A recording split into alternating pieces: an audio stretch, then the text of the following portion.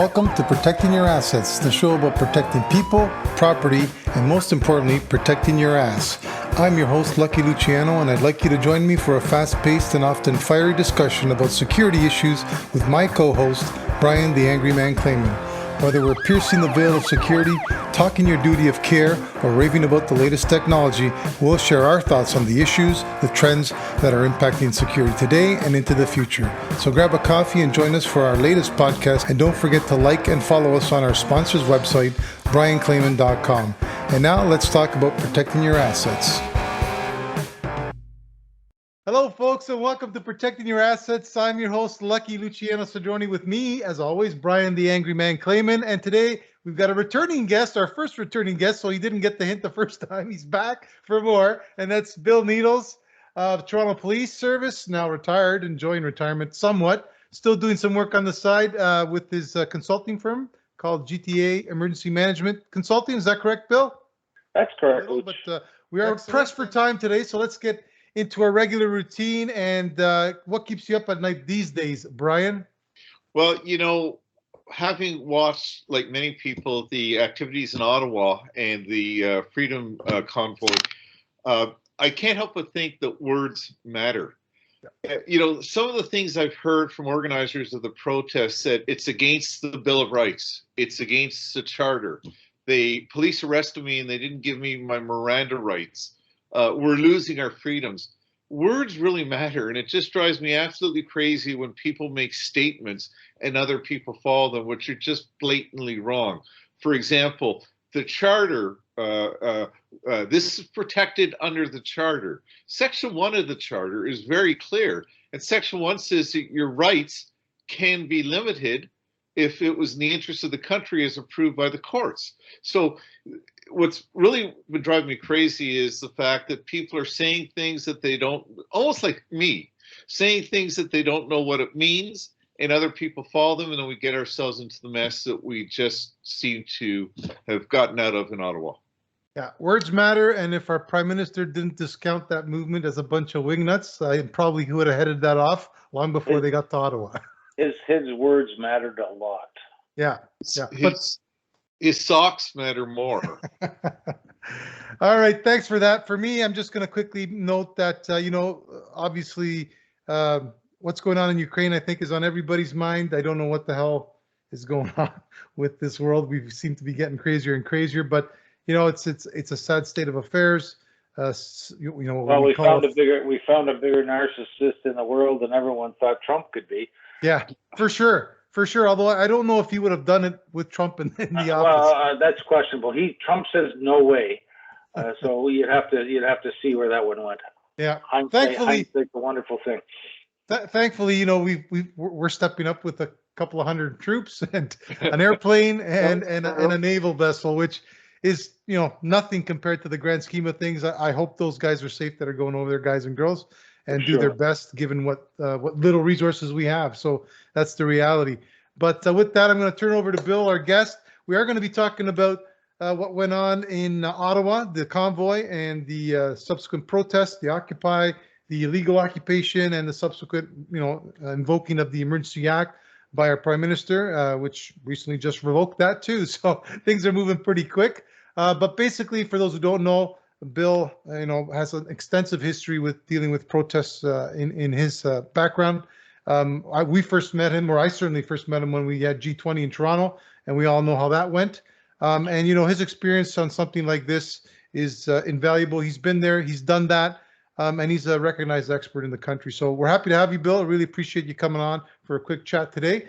And I'm going to turn it over to you. What are your initial thoughts on what went on and where we could go? It brought back some, you know, nightmares. It brought back some memories. It brought back a lot. But I will start with the most positive thing that I have to say about this was I watched a lot of it on the weekend, and I saw what I would be considered a spectacular show of restraint, a spectacular show of force, but at the same time, a spectacular show of well-disciplined, highly motivated police officers from across the country that put this thing to bed. over in the shortest possible, safest possible period of time. I commend every one of them there. I've been there on both the front line of those things in Ottawa for a couple of the presidential visits, in the command posts for several of them, but at the same time, and planned them. So I have a good concept of what goes on. What a lot of people, again, don't understand about these kinds of events, and you guys probably do, because you've had your feet in the policing world, is for every officer they saw on the front lines. And you know what, you know, I always like to play with the protesters a little game. I mean, I'm sure you could edit this out, but anyone that worked for me knew I like to play mindfuck with the protesters, right? I show them this, and then I take it away, and I show them something different, and I take it away, show them something different. And I was watching for this, and though I'm only getting on the TV, I finally saw Calgary Police not till Sunday morning. I'm going, good, there's more, that, you know. So it's a matter of the strategy of the commander, and I know the commander. I've worked with the commander, and I won't mention him by name, but we were on the Ontario Public Order Advisory Committee together, and we spent many hours talking public order strategy. And obviously, he picked up a lot over the years, and he's done a pretty good job of detailing these officers to different intersections with different this and different that. But I saw a lot of good work.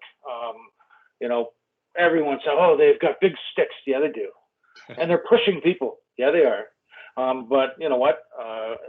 They weren't, you know, using any more force that's necessary in policing. You guys know, the law allows under Section 25 that if someone's going to hit you, you can take that one step level higher, right? You can hit them back, and that's all good within the section.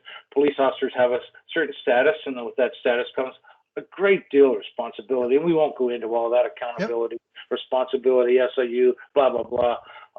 But you're definitely authorized to use force. So when these people are pushing, officers are allowed to push back. You're trying to move a line, you're allowed to push. The RCMP have their big truncheons. They push. And then I've seen a couple other services bring out their sticks and start pushing. And you know what? There's good and there's bad to that.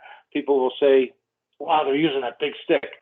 Well, you know what? That's nice and gentle, a little bit of force, but it's better than going bang with the stick or punching with your fist. It's just a smoother, simpler little motion, and people are moving. I will say, this was not a really violent event. It wasn't the G20. Nowhere near G20, and I was biting my tongue when some of these reporters were saying, "Oh, this is the most violent, the largest, the most violent event in Canadian history." And I'm looking at them; they're only about 25 years old. They wouldn't have been around 10 years ago doing that job. You know, go back and ask some of the reporters who covered G20, Lisa LaFlamme, Joe Warmington, and ask them to watch these things. And I wouldn't say, they would actually say this is the most violent protest ever. It was a large protest. It had a lot of vocalness. It had some different traits to it. Obviously the trucks and the campers, all that, totally different scenario, but they're different. But really violence-wise, this was not really a violent protest. Can I just want to build on the violence, Bill. According to my sources that are experts on YouTube, did the police use the horses to assault those poor people? Talk about the use of horses in a protest. Well, let me tell you, I was also, the horses fell under my command when I was at Emergency Management of Public Order. So they have been a long-standing, valuable part of public order.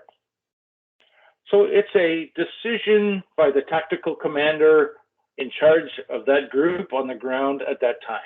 So what I understand was that at that moment, the protesters, and we won't get into the terminology of occupiers and all that.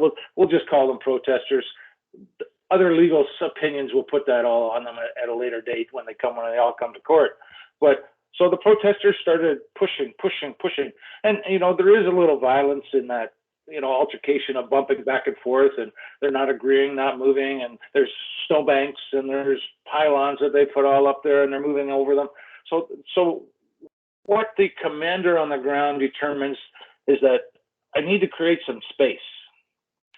And one of the functions and one of the tactics of the horses is to create space. And let me go back 22 years to the riot on the front of Queen's Park in June of 2000, when OCAP and some of the other activist groups, we got into it on the front lawn of Queen's Park, and we didn't have the resources that we required that day. It wasn't expected to be a violent altercation. Turned out to be a violent altercation, and we had our horses that game, and there was a lot of animal activists and so on. So I was too IC of the day, and the inspector of the day. We were taking, after they ripped the fences all down and they attacked us and they were trying to get in to the front doors of Queen's Park. That was their intention, was to break into Queen's Park. We needed some assistance because we were, going nose to nose, and there was a lot of bricks being thrown at us, a lot of sticks being swung, a lot of officers going down, a lot of people falling here and there. So we needed to move them. So you direct the horses to create a wedge movement, and that's what they did. They just swept across the front of the police line, which gives approximately 10 to 15 feet, depending on how wide the berth is, of space. And then the police fill the walking police fill in that line behind it and grab that space, grab that real estate. It's a way to move the line back. And I watched it, Brian, and I did not see fully how the lady got hurt, but I saw the guy that got knocked over. He purposely, in my opinion, stepped a foot back into the middle of that open space. And what did he expect? A horse is coming through. Yeah. You're not gonna win that battle.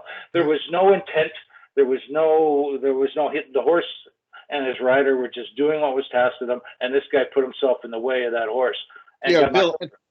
And to be clear, so you don't disown me, I was sort of facetious the way I set this question up. The point I was trying to make is just so interesting how people saw that as an attack and brutality on the part of the police, when the reality was that the police kept warning them to get back, kept warning them to listen, heed the commands. It's not like they opened up on these protesters without warning. I mean, there comes a point where you say, we're coming in, back off, and they didn't. Well, and if they don't, that's when the force is allowable. It's justifiable for the police to actually use force. People never think that the police are allowed to use force, but the law is quite clear, simple, and plain. Use as much force as necessary, right? And that's the draw there, is as necessary. And right at that point in time, the horses, in the eyes and the justifiable command of the tactical commander on the ground, felt that they were justified. And I don't know who that commander was. I don't know if it was a Toronto commander, because I think the Toronto Public Order Unit was on the ground there. I think the RCMP. So I have no idea who was calling the shots on the ground, but whoever was felt that they required that use of force option. It's the same as the second SIU situation is now an Arwen round.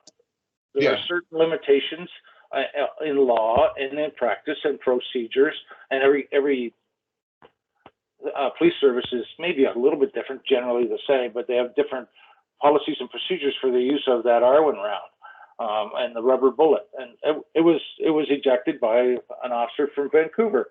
Don't know the circumstances, but obviously that officer would have to articulate that and justify that, and now we'll have to do that under the investigative eyes of SIU. Bill, Brian, okay. No, I'm going to ask a question because I want to get both sides of the story here, because they focus on the protesters and they focus on the police because those are the two going head to head. But there's also a role for private business owners here who are caught in the middle. We heard about Rideau. They were shut down for 3 weeks because of what was going on.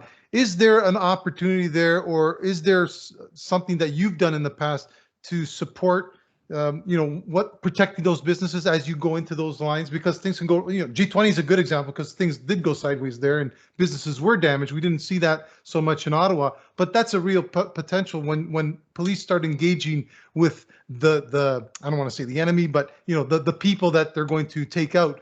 There's potential for violence. How do you communicate that to the surrounding area, the businesses? What can they do to protect themselves? Well, there's two folds to that, Luch, and for a planned event such as G20, we met, and I met with you guys as property managers and security arms of property, and met with a lot of other downtown BIAs and certain.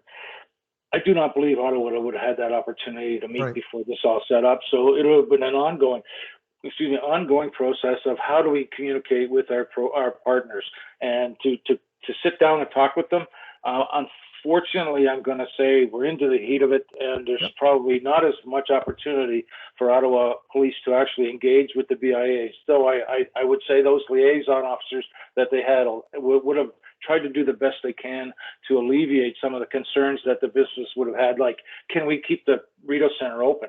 Well, obviously, there's too short of assets police-wise to put guards at the door. Now, if the Rideau Center wanted to shore it up with their own security, what are we going to get? We're going to get confrontation potentially at the front doors trying to stop these people because they were set on their ways about not having a mask going in, et cetera, et cetera. So those decisions are some that I can't say to you right now that would work or this would work. You'd have to have those long-standing discussions, right? And that's where I was going with the question. Absolutely. The problem is right. That's the thing. And we had that group going before this even happened.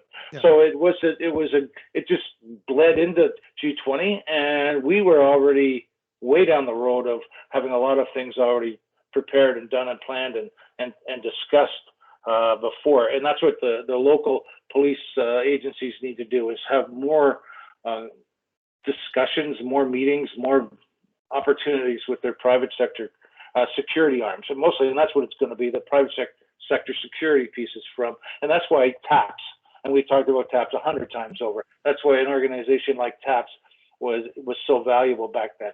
Was it allowed the connection and the relationship between the police and the private security to flourish. So, Bill, building on that, I want to talk a little bit about Unified Incident Command, because you are one of the most recognized experts in Canada, certainly, if not North America, on that. And Unified Incident Command, please correct me if I'm wrong, is really bringing together different entities, different police services, and working under a common command element. But it also includes, certainly at G20, working with the private sector under that model. Can you talk about the importance of the private sector understanding IMS so that they can participate when something like this occurs? Brian, the best example I ever use, and I use it 100 times, is the discussions that we had prior to, and the morning of the Saturday morning G20, probably around 1 o'clock, I don't know, 2 o'clock in the afternoon, when I asked for the path within the Toronto, and if anyone's listening and doesn't know what the path is, it's the entire 32 kilometers of underground stores and walkway and transportation hub for the downtown core to go back and forth around all the major towers and major buildings to the subway, to the GO station, to everywhere downtown, to the Scotiabank Center, to the Rogers Center. Everything pretty much connects underground. Well, we worked diligently for a period of months. Mm-hmm. And we shut that baby down in 5 minutes because my intelligence came to me as the commander in the command center, the emergency operations center, was they're going to the path. Well, if they got into the path and started wrecking stores down, the destruction could have just been phenomenal, right? Phenomenal.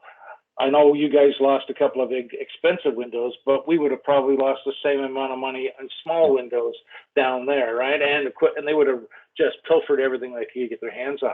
They would have just destroyed the place, in my opinion. And I went, no way, they're not going down there. So I put out the word, and the path got shut down, locked down, solid, 5 minutes. And that totally came from the relationship between and all I asked was the representative you guys had as the private sector in our command center who had a table there, and that was key and vital. We shared our command center with our private sector, companies. The private sector security arm had a seat at the table to help, representing the TAPS group, representing the private sector corporations and security people to make that call and shut her down. And the police didn't shut a nickel of it. It was all done by the private security arms of all of the towers, of all of the sectors that own a piece and a hunk. And, there's a million different owners of that path. It's not one company. The city doesn't own it all. CIBC, Scotiabank, Montreal, none of them own it all. They own their pieces underneath them, but they don't own enough of it to make it a secure lockdown. It got locked down. And that totally, to me, was a private sector security, public sector policing win. Do you know, Bill, if in Ottawa there was that same type of unification between private sector and the police? Were they in their command center, as far as you know? I don't know, Brian. I don't know. I can only imagine and say I hope so, but I would not be surprised if they didn't quite get that right away, because this thing happened so fast.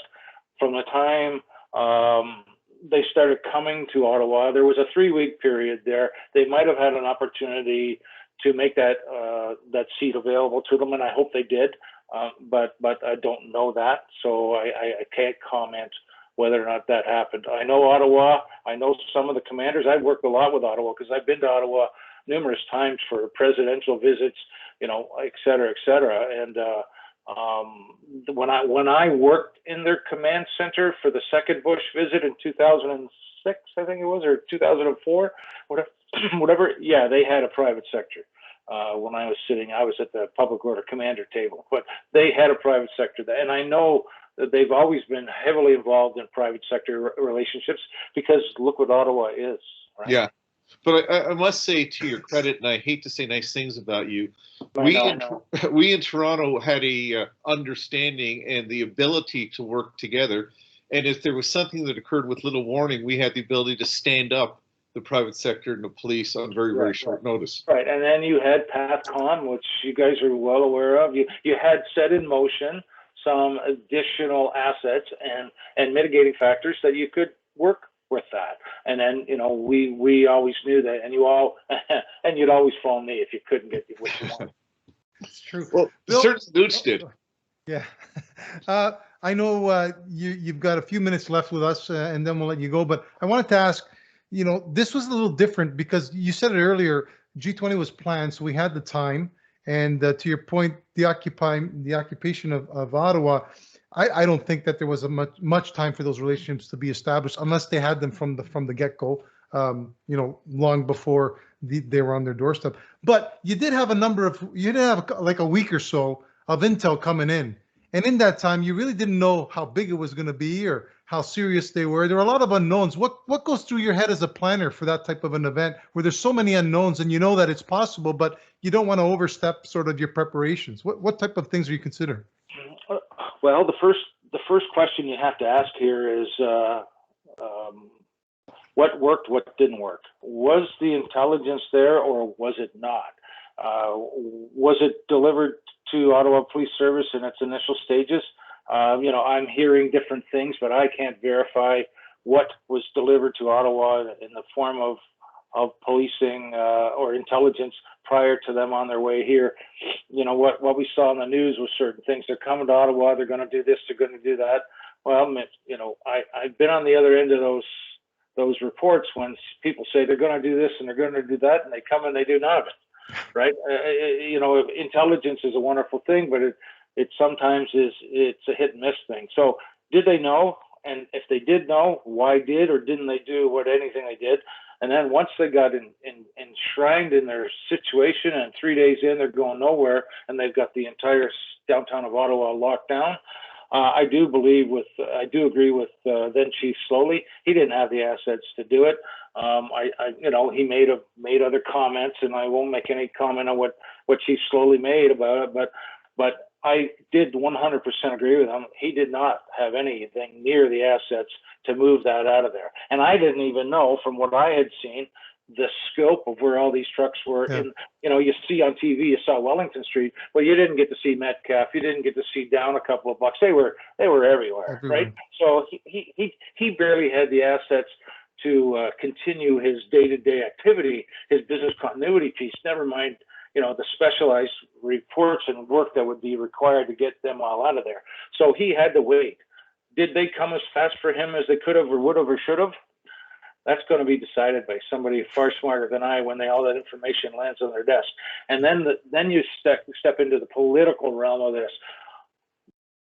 Without making too much comment about whether the Emergencies Act is required or not, and I said this to a very astute individual who was monitoring the weekend, and I said, what I'd like to see is I'd like to get a room full of very unbipartisan, no political realm lawyers. You can't see my hands, but I'll put them here. Take the Ottawa Emergency Act, take the Ontario Emergency Act, take the Federal Emergencies Act, take the civil law, criminal code, anything else you got, put them all on top of each other. Let's do a gap analysis and see how much extra any of those brought to the table. Because quite frankly, I think I would have done that event without any of them. I would have locked the city down without any of them. Well, you know, Phil, to that point, like Toronto, when they had intel or information that they locked it down, they didn't worry about any Emergencies Act. They shut University and Queen's Park down. They didn't know of Ontario Emergencies Act. Nothing. They just public safety. Yep. That trumps, like you said before, Brian, at the beginning. The Charter, Section 1, guarantees you, life, liberty, and the pursuit of happiness until the province or the government needs to do something for the betterment of the community. That's right. That's what that is, and that's where they did. And I have no problem. I would have done that too. And when they started shutting off, I was so happy. Somebody actually was listening to me when I was yelling at the TV. Yeah. They shut off the Gardner. They shut off the Don Valley. I would have shut off the 401 somewhere along the line. So I would have had to ask the OPP to do that. But I mean, they started to do that. And what are they doing? They're playing mind fuck with the protesters. Exactly. That's what the game is, man. You got the ability to do this. You can do that. You make it difficult for them. And that event at the corner of Bloor and Avenue Road went perfectly. Right? It went perfectly. There was a little bit of rumbling, a little bit of this, and I got a little bit nervous when that dump truck got about 6 inches away from the police car, because the war games as they are, dump truck, police car loses, right? Yeah. Just push it out of the way and away they go. But they respected that, and these protesters, though they had their own views, more or less respected the rule of law, right? Okay, I know they took occupation and they had all that stuff, but that's all, a little bit on the difference. It's all breaking the law. I do know that's what it is, and people go, yeah, they broke the law. Yeah, they did, but they weren't. It wasn't taking it to that violent level, right? So there's quite a bit of difference, and your public order members, what I saw again. That was a training opportunity for all the public order units in Ottawa. They did it perfectly because their training days are, I shouldn't say this, but their training days are more violent than some of those. Yes. But they didn't come to be violent. Yes, people got hurt. Yes, people got smacked. Yes, people had cuts. Yes, people got bruises. They got knocked over. They might have got punched in the head. They might have got this. But that's just the level of violence is something that isn't over the top. There was no major, but I will acknowledge that either side, it could have went like that. Yep, it could have exploded, and then the fire is onto the gas is on the fire, and away you go. So you eliminate all of those things, and then away you go. How are we with time, Bill? Well, Luke, you're not doing anything. So I see the door open behind him. I'll give you a couple of minutes. Yeah, that's Brian's not a surveillance guy, so he didn't see the door open behind you, giving you the hint there. Well, I did, but I didn't want to make an issue about it. No, let's go 5 more minutes or so. But I wanted to get that in. It was a great command and control. You talked about the command and control and what I believe I was in the Ottawa Command Center. Command and control, unified command, great thing. But Ottawa Police was in charge. They're the police of jurisdiction. They would never relinquish the authority to be the incident commander, interim chief Bell, always in charge, right? The OPP, RCMP flanking him, great support services. They're both there because of jurisdictional issues as well, right? So then you bring in the rest of the, I mentioned it already, Ottawa's had a lot of dealings with the Ontario Public Order Advisory Committee, which is all of the 11 police services in the province of Ontario that support public order teams. They work together, we've practiced together, we've talked together, we plan together, we communicate on a quarterly basis in a meeting scenario and do all those things. And then we have RCMP and we have OPP in those meetings as well. So it's not like the public order world, and then we took it to the now. I know we did when I was there. We took it to the national level where we also engaged Calgary, Edmonton, all of the police services, Vancouver, right? So the public order game in Ontario and in Canada is pretty coordinated and pretty on side with each other, and know how each other works. The tactics, not all the same, but that's what you discuss and you talk about in tabletop and workshops and things to understand. The RCMP do things a lot differently than Toronto Police do, but you can always say that they know how to work each other. Really, and if that wasn't the case, Brian, the worst thing they could have done on that weekend, without having some knowledge, understanding of that, was put the horses on the ground. The horses can do a lot more than you saw, a lot more, but you can't do that unless you've got some coordinated training with the horses, right? They are ultimate. You got to remember, you take a police officer's weapon, whether it be a long gun or a pistol, that's the ultimate use of force. Mm-hmm. But in my opinion, when you get into that use of force continuum for the province of Ontario, a public order unit is the second highest level of force that any police agency can put on the ground. It comes with a 50-man team, 50-person team, which most police officers come in pairs of 2, if you're lucky. You might get a tactical team that comes in a team of 8 or so, but after that, this is a team of somewhere between 35 and 50 police members, all maximum trained, fully equipped, understanding what's going on and ready and trained in defensive and offensive tactics with defensive and offensive equipment, right? So you don't get much higher use of force than you do in a public order unit. But I will also say, and I've said this before, and I've said it at the command table before, there isn't a better community-based team in the Toronto Police Service or any other service that if I want some community policing done, the training we give them in public order, the tactical communication training we give them in public order, you saw them. They were standing there, not engaging.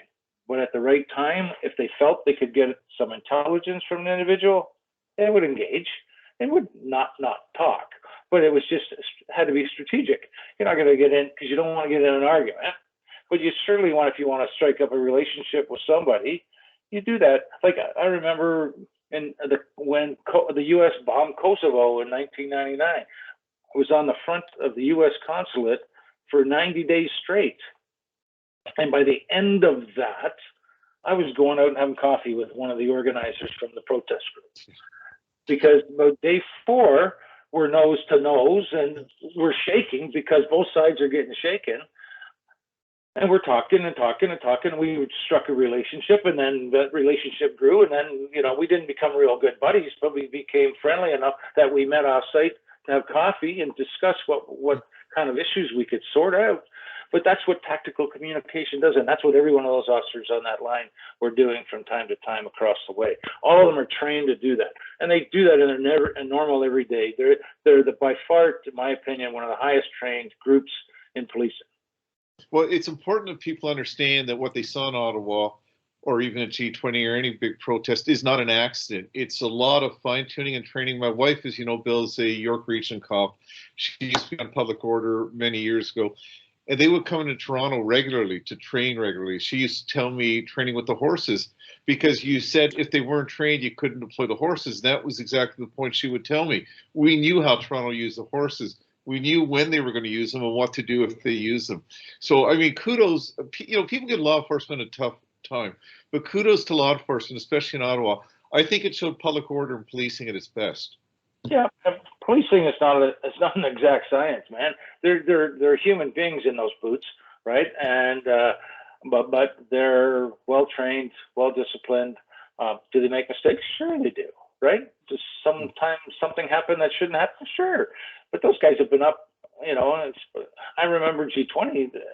I didn't have the assets I had asked for, right? I was short. They couldn't come up with enough public order units that I needed to actually do the job I wanted to do. And I know that the guys were on the ground. I say guys, but the teams were on the ground from basically 7 a.m. until the last group went home, 2 or 3 in the morning. They went quickly, went back, trying to find a way to wash their uniform, to clean it up, have a shower, grab a couple hours sleep, grab something to eat, and away they went the next day, 5, 6 days in a row. And they weren't sitting in a police car all day. They were running, chasing, fighting, going after these guys, chasing them around, trying to save your windows day after day after day, right? Always goes back to those windows, Brian. All right, I think that's a good place to leave it, because I'm sensitive to the time. I really appreciate you sitting in and sharing your experiences with us, Bill. All day. Hey, Luch. Yeah. We could go on all day. I know you get, especially with some pops involved, and then we can certainly talk about it for quite a while. But that's it for today. Again, thank you for coming on and sharing your experiences with us, Bill. And to those who are listening, if you like what we're doing, again, smash the like button. Let us know what if you like it, and if you want us to cover certain topics, just leave it in the comments, and we'll get back to you. And with that, I'm going to be signing off. Over to you, Brian. Just want to say thank you, Bill Neadles. You're a legend. You're my hero. You're an expert. I learned so much from you, but I will never say that again.